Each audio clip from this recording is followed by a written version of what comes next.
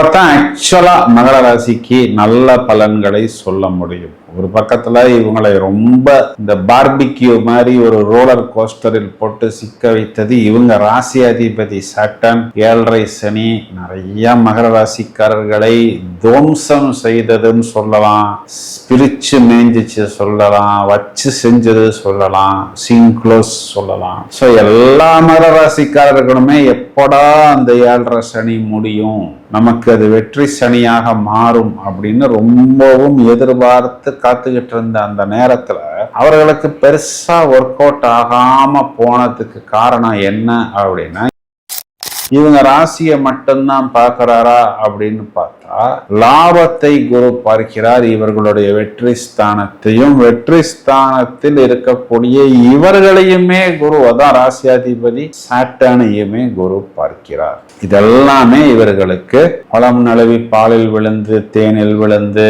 வாயில் விழுந்து வரிசையா அந்த மாதிரி சொல்லிக்கிட்டே போகலாம். இது ஒரே வார்த்தையில சொல்லணும்னா சூப்பர் டூப்பர் அப்படிங்கிற மாதிரி எடுத்துக்கொள்ளலாம். இவ்வளவு நாள் கணவன் நம்மளோட சண்டை போட்டுக்கிட்டு இருந்தாரு, ஏன் சண்டை போட்டாரு, எதுக்கு சண்டை போட்டாருன்னு தெரியல. ஆனா இனிமே நமக்கு அதன் மூலம் பிளஸ் அப்படிங்கிற மாதிரி கண்டிப்பாக எடுத்துக்கொள்ளலாம். வயதில் மூத்த நபர்கள் கொஞ்சம் உடம்புல வெயிட் கூடாமல், இனிப்பு கூடாமல், கொழுப்பு கூடாமல் நீங்கள் உங்களை பார்த்துக்கணும். அந்த மாதிரி சந்தர்ப்பங்கள் ஏற்படும். உணவு கட்டுப்பாடு, இயற்கை வைத்தியங்கள், இந்த மாதிரி விஷயங்களை கையில் எடுத்துக்கொள்ள வேண்டும். ஹலோ ஃப்ரெண்ட்ஸ், நாம் அனைவரும் எதிர்பார்த்து காத்திருக்கக்கூடிய வைகாசி பிறந்தாச்சு. அதனுடைய பலன்கள் என்ன? செவ்வாய் என்ற கிரகமும் புதன் என்ற கிரகமும் சொந்த வீட்டில் ஆட்சி, பஞ்சமகா புருஷ யோகங்களில் முறையே ருட்சக யோகம், பிறகு பத்திர யோகமாக வருகிறது. குரு சுக்கிரன் சேர்க்கை 2 நிலைகளில், செவ்வாய் சுக்கிரன் பார்வை, சனி சூரியன் பார்வை நிறைய பிளஸ் பாயிண்டையும் கொஞ்சம் சின்ன சின்ன மைனஸ் பாயிண்டையும் கொடுப்பதற்கு தயாராக இருக்கிறது. வழக்கம் போல் முதலில் நாம் பலன்களை பார்ப்போம், பிறகு கிரக நிலைகளை வரிசையாக எடுத்து ஆராய்வோம்.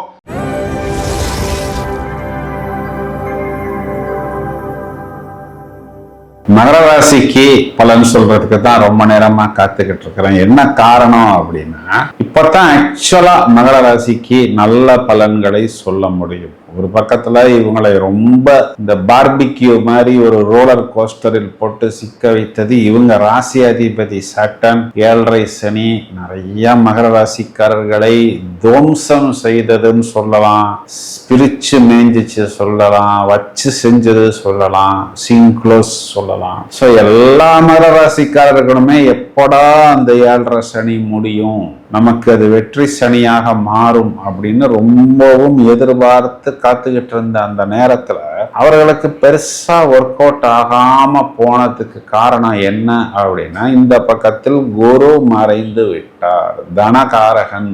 இவர்களுக்கு வெற்றி ஸ்தானாதிபதி குரு மறைந்து விட்டார். இப்போ என்ன இவங்களுக்கு குட் நியூஸ் அப்படின்னா, இந்த வரப்போற வைகாசி மாதத்தின் மீடியத்தில் இப்பொழுது வரப்போற இந்த வைகாசி மாதத்தின் தொடக்கத்திலேயே இந்த குரு பயிற்சிங்கிறது ஏற்படுகிறது. முதல் தரமான ராஜயோகத்தை மகர ராசிக்கு கொடுப்பதற்கு தயாராக இருக்கிறது. தன்னுடைய அந்த ஒளி தத்துவம் மகரத்தின் மேல் பட்டு அந்த ஒரு பொன்னிறம் சுபம் அப்படிங்கிறது மெயினா இவர்களுக்கு இவர்களுடைய லைஃப் பார்ட்னரால், குழந்தைகளால், பூர்வீகத்தால், தொழிலால், வாக்கால் வரிசையாக இந்த குரு இவர்களை மிடற வைக்க போகிறார். இவங்க ராசியை மட்டும்தான் பார்க்கிறாரா அப்படின்னு பார்த்தா லாபத்தை குரு பார்க்கிறார். இவர்களுடைய வெற்றி ஸ்தானத்தையும் வெற்றி ஸ்தானத்தில் இருக்கக்கூடிய இவர்களையுமே குரு, அதான் ராசியாதிபதி சாட்டனையுமே குரு பார்க்கிறார். இதெல்லாமே இவர்களுக்கு பழம் நழுவி பாலில் விழுந்து தேனில் விழுந்து வாயில் விழுந்து வரிசையா அந்த மாதிரி சொல்லிக்கிட்டே போகலாம். இது ஒரே வார்த்தையில சொல்லணும்னா சூப்பர் டூப்பர் அப்படிங்கிற மாதிரி எடுத்துக்கொள்ளலாம். பிரமாதமான புத்திசாலித்தனத்தை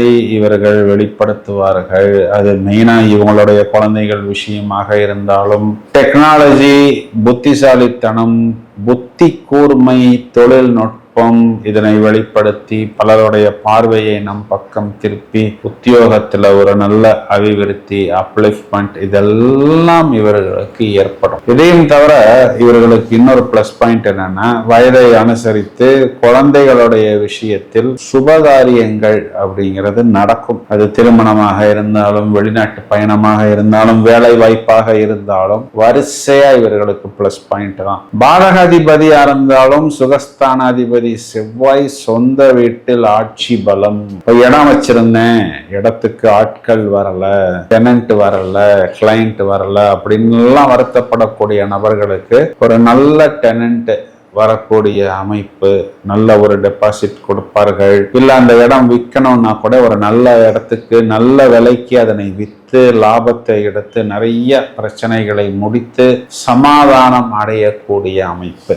எந்தெந்த டெக்னாலஜி தொழில்நுட்பம் எல்லாம் மறைந்திருக்கிறதோ, அதெல்லாம் கண்ணில் படலையோ, அதெல்லாம் ஒளிந்திருக்கிறதோ, அது சம்பந்தப்பட்ட விஷயங்கள் எல்லாம் இவர்களுக்கு கண்களில் புலப்பட்டு விடும். மெயினா இவங்க ஒர்க் பண்ற இடத்துல இவங்களுடைய அந்த ஒர்க்மேன்ஷிப்புக்கு உண்டான அங்கீகாரமும் மதிப்பும் பல மடங்கு உயரும்.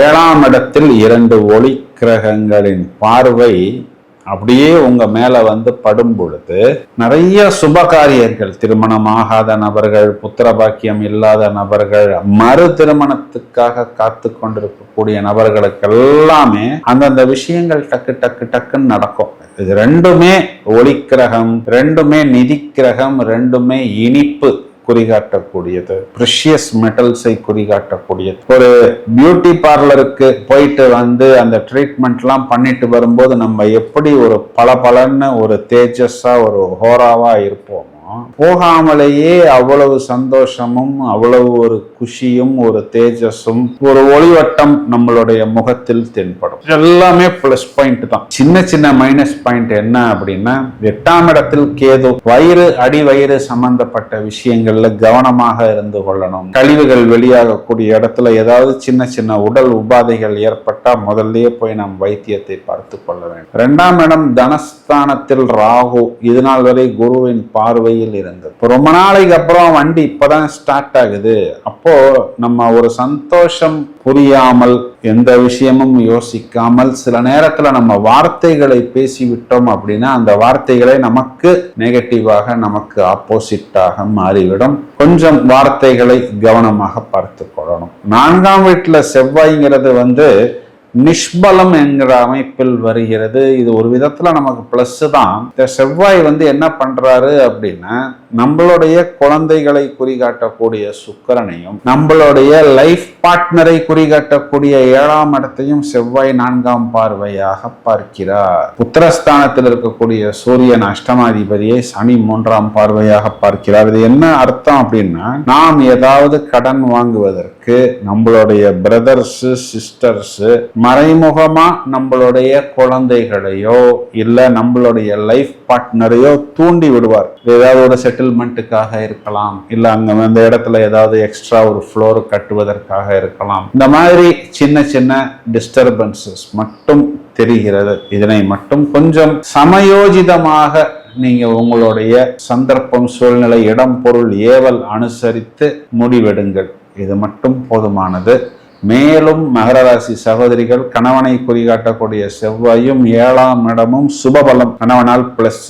இவ்வளவு நாள் கணவன் நம்மளோட சண்டை போட்டுக்கிட்டு இருந்தாரு. ஏன் சண்டை போட்டாரு, எதுக்கு சண்டை போட்டாருன்னு தெரியல. ஆனா இனிமே நமக்கு அதன் மூலம் பிளஸ் அப்படிங்கிற மாதிரி கண்டிப்பாக எடுத்துக்கொள்ளலாம். வயதில் மூத்த நபர்கள் கொஞ்சம் உடம்புல வந்து வெயிட் கூடாமல், இனிப்பு கூடாமல், கொடுப்பு கூடாமல் நீங்கள் உங்களை பார்த்துக்கணும். அந்த மாதிரி சந்தர்ப்பங்கள் ஏற்படும். உணவு கட்டுப்பாடு, இயற்கை வைத்தியங்கள், இந்த மாதிரி விஷயங்களை கையில் எடுத்துக்கொள்ள வேண்டும்.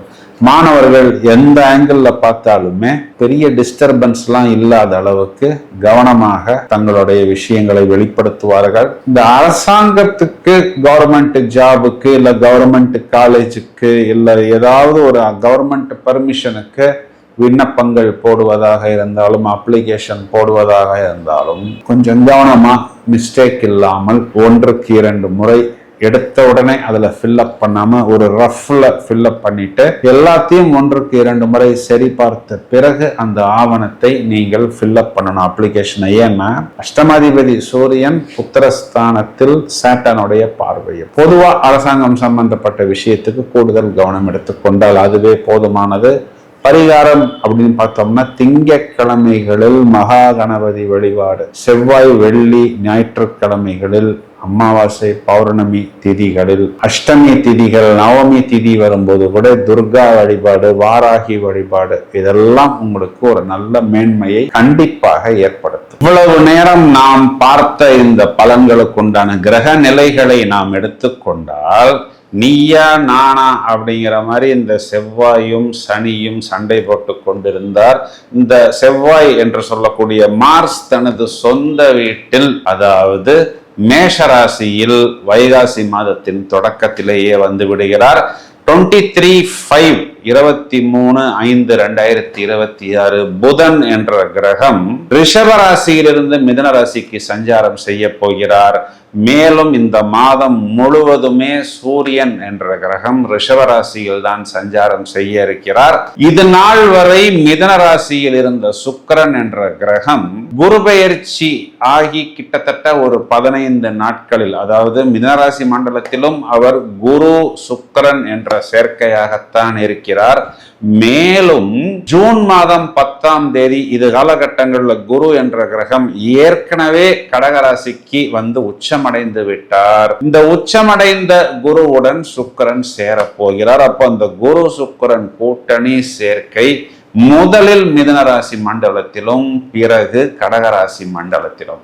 இதுல செவ்வாய் உச்சம் அப்படிங்கிறது பஞ்சமகா புருஷ யோகத்தில் ருச்சக யோகம், புதன் உச்சம் என்பது பத்தர யோகம். இதையும் தவிர உங்களுக்கு குரு உச்சம் என்பது ஹம்ச யோகம். சனி என்ற கிரகம் சூரியனை பார்க்க போகிறார். மேலும் செவ்வாய் என்ற கிரகம் சுக்கிரனை பார்க்க போகிறார். இதுல வந்து நிறைய பிளஸ் பாயிண்ட்ஸ் இருக்கிறது. என்னன்னா கிரகமாளிகா யோகம் அப்படின்னு சொல்லக்கூடிய ஒரு ராஜயோகம் இயற்கையாகவே ராகு கேதுக்குள் வரிசையாக கிரகங்கள் அடங்குவதனால் இந்த வைகாசி மாதத்தில் நிறைய நாட்கள் கிரகமாளிகா யோகம் அப்படிங்கிற ஒரு சுப யோகம், ரொம்ப நாளைக்கு ஒரு தடவை தான் இந்த யோகம் என்பது கிடைக்கும். இந்த யோகமும் இந்த வைகாசி மாதத்தில் ஒரு ஹைலைட் அப்படின்னு நாம் சொல்லலாம். சார், நீங்க சொன்னது எல்லாமே நன்றாக இருக்கிறது, மேலும் சொல்லுங்கள் என்று நீங்கள் சொல்வது எனக்கு புரிகிறது. தொடர்ந்து இணைப்பில் இருங்கள், இன்னும் நிறைய கண்டென்ட் தயாராகி கொண்டிருக்கிறது. இந்த பதிவை உங்களது நண்பர்களுக்கு ஷேர் செய்யுங்கள். வாழ்த்துக்கள். Thank you friends.